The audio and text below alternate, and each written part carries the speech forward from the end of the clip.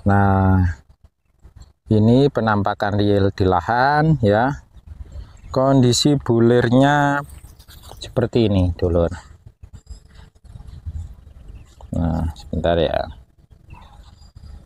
Nah, ini panjang, besar, dan banyak dalam satu malai ya, didukung dengan kondisi batang yang besar seperti ini. Nah, ini tangan saya ya. Ini kalau kita lihat satu malainya bisa punya potensi seperti ini. Nah, ini adalah satu malai. Nah, kalau dari samping ada lagi ini.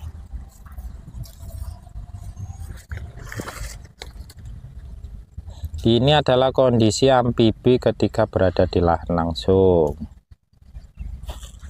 ya. Baik sedulur tani, untuk gambaran detail dari padi ini adalah pertama ya, daun benderanya tinggi dan besar, lebar dan panjang, ini hampir 30 cm. Kemudian batangnya juga kuat. Nah, ini ya, ini batang, ini 3 batang. Kemudian dia memiliki potensi malai yang panjang ya, panjang dengan bulir banyak dan besar. Ini potensinya kalau menurut deskripsi yang dilepas oleh Kementan itu adalah kurang lebih sekitar bisa tembus 9,6 atau 9,7 ton ya. Nah, ini daun bendera. Daun benderanya tinggi, besar, lebar dan panjang. Ini ciri kayaknya padi-padi yang memang punya toleransi terhadap kurang air. Itu biasanya nanti ciri khas adalah daunnya itu tebal dan lebar. Nah, sekali lagi padi ini adalah padi tipe gogo ya, atau tipe ladang. Main padi kan ada 3 macam, tipe S, tipe G, tipe R, rowo, sawah, sama gogo ya. Jadi padi tipe gogo ini sebenarnya bagus untuk area kurang air atau lahan kering ya. Tetapi karena punya karakter amfibi, maka dia juga bisa diuji pada lahan basah atau cukup air atau sawah irigasi seperti saat ini. Nah, kebetulan pada Mei 2023 ini kita masuk pada MT kedua, dan ini lahannya kebetulan memang kondisi kalau bisa dikatakan kurang air. Tanah-tanah di sini juga sudah mulai merekah. Kemudian nanti saya lihatkanlah kondisi tanahnya itu ya. Nah, alhamdulillah sampai hari ini walaupun sudah kemarin daerah kita juga banyak wereng, banyak walang sangit terutama. Kemudian kalau penyakitnya itu adalah penyakit blas atau cekik leher atau potong leher. Alhamdulillah kalau saya lihat tadi sekilas jalan-jalan itu kondisi padinya ini masih aman ya, masih aman, dan ini juga tidak roboh. Dan ini memang ya benar kurang air, karena sekilas tanahnya tadi itu saya lihat sudah banyak yang merekah ya. Nah, ini satu-satunya mungkin yang musim ini area lahan yang ditanami dengan IPB 9G atau padi amfibi ini. Karena kemarin kita ada beberapa mulai dari Banawati 1, 2, Genja, ya Ultra Genja dan lain-lain. Salah satu yang padi yang selama ini kita koleksi, kita tanam saat ini amfibinya ya di lahan ini. Nah, ini masih belum panen ya, kurang lebih sekitar seminggu lagi. Ini adalah tanggal 26 ini kalau tidak salah, 26 Mei 2023, wilayah Lamongan Selatan, dan ini belum panen. Nah, ini kalau urusan tinggi saya kira tidak terlalu tinggi. Saya tadi saya lihat saya ini berada dalam posisi duduk di samping ya. Terus ketahanan terhadap wereng 2 tahun 3 tahun ini sudah kita uji, padi ini relatif toleran terhadap serangan wereng. Nasinya bagaimana? Kalau nasinya bunel ya Pak, sering ditanyakan nasi bunel. Bentuk gabahnya ya itu adalah panjang gemuk, panjang besar seperti ini ya, bukan ramping ya ini.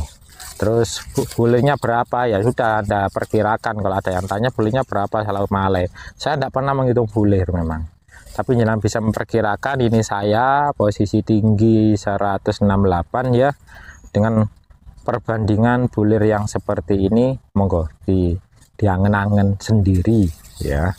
Nanti kita sempat hitung kalau berat 1000 gram mungkin ini sudah di atas 26 atau 28 gram per 1000 gram.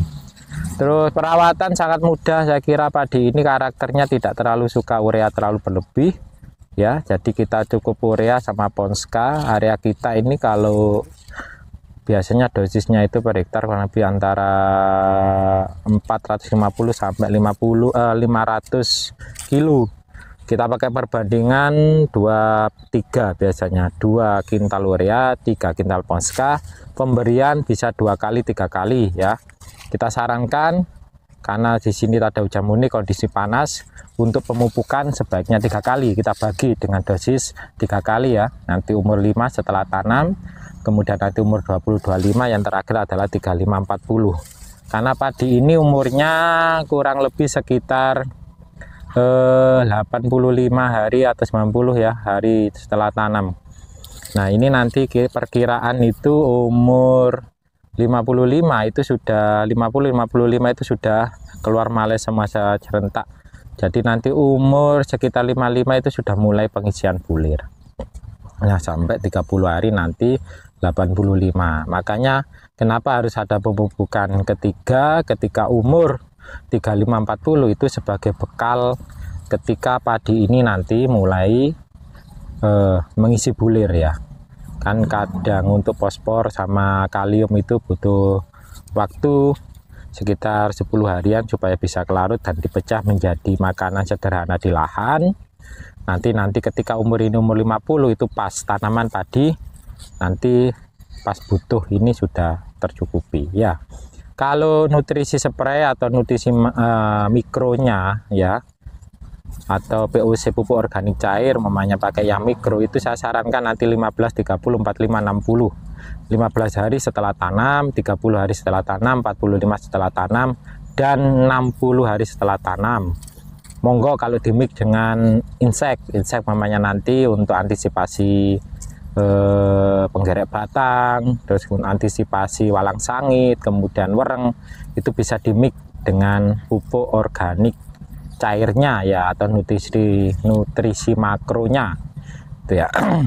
Kalau fungisida bisa tetap berikan antisipasi vegetasi sama generatif ya, paling tidak 2 kali ya, 2 kali pemberian ketika masa sebelum keluar male ya atau vegetasi, kemudian generatifnya nanti ketika umur 45-60 bisa 2 kali fungisidanya untuk antisipasi cekik leher atau patah leher ya. Atau juga nanti untuk Xanthomonas bisa dengan bakterisida atau fungisida. Nah saya kira itu padi, saya kira sangat mudah ini, perawatan tidak rewel.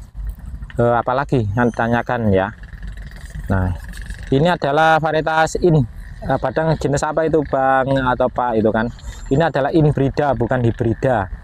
Jadi padi-padi yang memang dulu disilangkan secara manual, bukan hibrida, bukan F1 ya, inbrida. Nah ini nasi sudah ya, nasi punel. Nah itu gambaran sekilas kita terkait padi amfibi, lain-lain nanti kita sambung. Oke, dari saya jadi petani agromas Lamongan, selamat berkarya untuk petani Indonesia, petani Lamongan. Saya akhiri, wassalamualaikum warahmatullahi wabarakatuh.